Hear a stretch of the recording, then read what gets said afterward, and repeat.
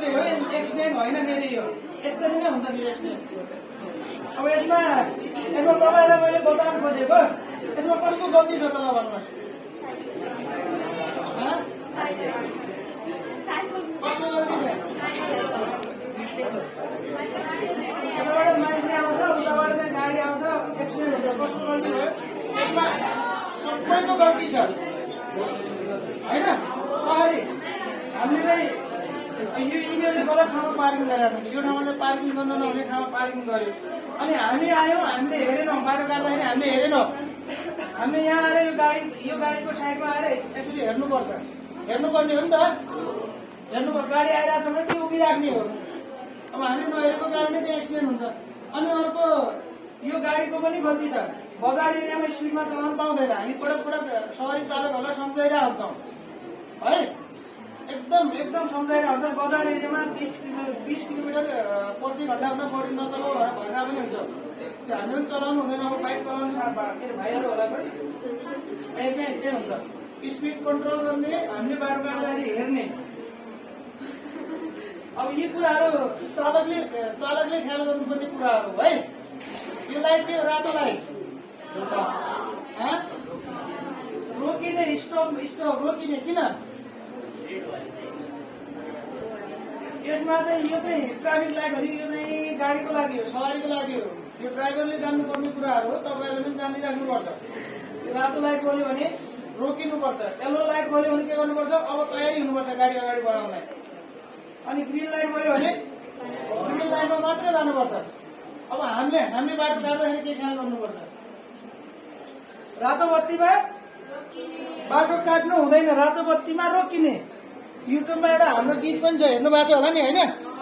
हो, रातो बत्तीमा रोकिने, निलो बत्तीमा जाने भन्ने एउटा गीत छ, हेर्नु होला है। हामी बाटो काट्दाखेरि रातो बत्तीमा जहिले पनि रोकिनुपर्छ, निलो बत्तीमा चाहिँ जानुपर्छ है। ट्राफिक सङ्केतहरू पनि हामीले थोरै जानिराख्नुपर्छ होइन, थोरै जानिराख्नुपर्छ। यो ड्राइभरहरूको लागि हो। यसमा चाहिँ यस्तो छ भने ओभरटेक गर्नु हुँदैन। आफ्नो घरको सदस्यहरू कोही चालक छ भने भन्नु पर्यो हामीले। यसमा चाहिँ 50 बढी स्पिड चलाउनु हुँदैन। यसमा चाहिँ प्रवेश निषेध भन्ने हो, वान वे बनाएको हुन्छ, त्यहाँबाट प्रवेश निषेध भन्ने हो है। यो पार्किङ निषेध हो, त्यस्तै अरू कुराहरू पनि छन्। यसमा चाहिँ अगाडि चाहिँ चौरा छ भन्ने हो, घुम्नुपर्छ भन्ने हो। यसमा चाहिँ रोक्नै हुँदैन भन्ने त्यो ठाउँमा है। यसमा चाहिँ यो चाहिँ पार्किङ गर्न पाएन, उसले रोक्न चाहिँ पायो होइन, एकछिन रोक्न चाहिँ पायो। यसमा चाहिँ रोक्नै हुँदैन भन्ने हो है त। अब यो चाहिँ वार्निङ, यो चाहिँ के हो? उकालो बाटो आउँदैछ होइन, बुझिन्छ नि? यो चाहिँ अगाडि ढुङ्गाहरू छ, अगाडि काम भइरहेछ भन्ने हो त्यो। अनि यो चाहिँ यो के हो? अगाडि साँग्रो बाटो आइरहेछ भन्ने हो। यो चाहिँ अगाडि पैदल यात्रुहरू बाटो काटिरहेछन् भन्ने हो है।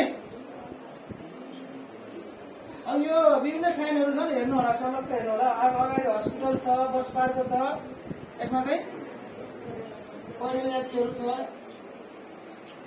यो साइनहरू यहाँ छ है। अर्को कुरा हामीले ख्याल गर्नुपर्ने कुरा, गाडीमा हिँड्दाखेरि जहिले पनि हेलमेट लगाएर हिँड्नुपर्छ, बुझ्नुभयो? विदेशमा एकदमै केयरफुल हुन्छन्, दुईजनाले नै हेलमेट लगाएर हिँडिरहेको हुन्छन्। हामी के गर्छौँ? चालकले मात्र लगाउँछौँ। सायद अब छिट्टै दुईजनाले नै हेलमेट लगाउनु पर्ने नियम आउँदैछ, त्यसको लागि चाहिँ नयाँ सवारी ऐन चाहिँ आइरहेको छ, त्यसमा त्यो व्यवस्था हुन्छ है त। हाम्रो अहिले मृत्युदर हेर्दाखेरि प्राय 2 पाङ्ग्रे सवारी चालकहरूको मृत्युदर एकदमै हाई छ है।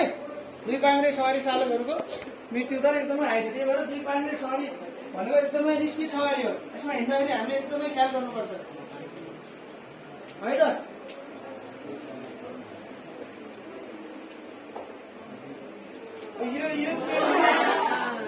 यो के हो भने विदेशमा मान्छेहरू धेरै सचेत छन् के, बुझ्नुभयो? आफूले पालेको घरपालुवा डगलाई पनि उनीहरूले हेलमेट लगाएर हिँड्छ है। यो एउटा हाँसो लाग्ला, तर यसको सिरियसनेस भनेको धेरै हो। उनीहरूले धेरै ख्याल गर्छन्, हामीले गर्दैनौँ। अब यतापट्टि छ नि, अरूपट्टि पछाडि पछिको मान्छेहरूले सबैले लगाएको छ हेलमेट। अर्को कुरा, यो गाडीमा यात्रा गर्दाखेरि के गर्नुपर्छ? सिट बेल्ट बाँध्नुपर्छ है। हो अब यो मेन तपाईँले ख्याल गर्नुपर्ने कुरा। हामी स्कुल बसमा हिँड्दाखेरि यसरी हात चाहिँ बाहिर निकाल्नु हुँदैन। किन हो? अर्को गाडी आयो भने एक्सिडेन्ट हुने सम्भावना हुन्छ है त। हात हाल्नु हुँदैन, टाउको हाल्नु हुँदैन, अर्को गाडीले पछाडिबाट हाल्न सक्छ। यसमा कानुन नियमका कुराहरू छन्। हाम्रो थोरै जानकारी लिइराखौँ। हाम्रो ट्राफिक चाहिँ सडकमा हुने ट्राफिक चाहिँ यही कानुन अन्तर्गत सञ्चालन छ। शहर तथा यातायात व्यवस्था 2049 छ। अर्को शहर तथा यातायात व्यवस्था नियमावली 2054 है त। हो यी एक कानुन नियममा चाहिँ कसरी लाइसेन्स लिने होइन, कसरी गाडी कुदाउने है, कुन सडकमा कस्तो सवारी साधनहरू कुदाउने भन्ने विभिन्न यहाँ व्यवस्थाहरू गरिएको छ।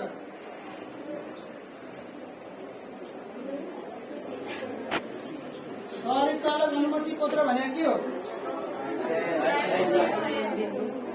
लाइसेन्स हो। हामीले चाहिँ त्यो अनुमति पत्र, लाइसेन्स बिना सवारी साधन चलाउनु हुँदैन है। मेन अब 11-12 मा पढ्ने भाइहरू चलाइरहेको छ। हामीले तिनीलाई फोकस गरेर यो बनाएको हो होइन। अब यहाँ 10 क्लासमा पढ्ने भाइहरू छ। हामीले चाहिँ सवारी चालक अनुमति पत्र प्राप्त नगरी सवारी साधन चलाउनु हुँदैन है। किन भन्नुहोस् त? किन हामीले लाइसेन्स बिना हामीले एक्सिडेन्ट गरायौँ भने हामी चाहिँ जेल जान्छौँ। यति बुझ्नु पर्यो है। लाइसेन्स छ भने त्यसलाई चाहिँ एक्सिडेन्ट भन्छ होइन। त्यो चाहिँ एक्सिडेन्ट हो। लाइसेन्स पनि छ, उसले चाहिँ लापरवाही पनि गरेको छैन, त्यो चाहिँ एक्सिडेन्ट हो। लाइसेन्स छैन, उसलाई चाहिँ लाइसेन्स बिना सडकमा आउनु पर्मिटै हुँदैन। त्यस्तो अवस्थामा के हुन्छ? उसलाई चाहिँ के भन्छ? कानुनले लापरवाही भन्छ है। लापरवाही भनेको के हुन्छ? 10 वर्ष जेल हुन्छ। यति बुझ्नु होला है। अनि अर्को कुरा सवारी चालक अनुमति पत्र, लाइसेन्स नभएको मान्छेले चलायो भने त्यो गाडी जसका नाममा छ उसलाई पनि सजाय हुन्छ। यो कुरा बुझ्नु होला। तपाईँको कारणले तपाईँको घरको मान्छेको जसको नाममा गाडी छ उसलाई पनि मुद्दा चल्छ है। अर्को हाम्रो बिमाको पैसा आइसक्यो त्यो पनि पाउँदैन त्यसपछि। बुझिन्छ नि? लाइसेन्स लिनलाई हामीले लिखित परीक्षा दिनुपर्छ पहिला, त्यसपछि प्रयोगात्मक परीक्षा हुन्छ है। ल लाइसेन्स लिनलाई हामीले बुझ्नुपर्ने कुरा, 2 पाङ्ग्रेको लागि हामीले 16 वर्ष उमेर हुनुपर्छ। यहाँ ऐनमा व्यवस्था गरेको है। अर्को मझौला तथा सानो सवारी भन्दा 4 पाङ्ग्रेको लागि हजुर बुझिराख्नु भएको छ?